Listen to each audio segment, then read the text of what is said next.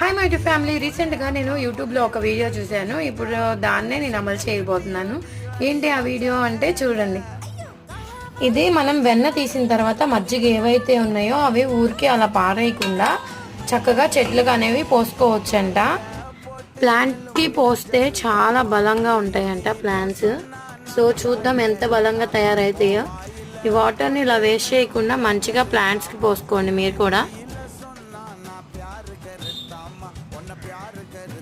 నేనైతే మా ఇంట్లో ఎన్ని చెట్లు ఉన్నాయో అన్ని చెట్లకి పోయడానికి ట్రై చేశాను, ఎంతవరకు వస్తే అంతవరకు.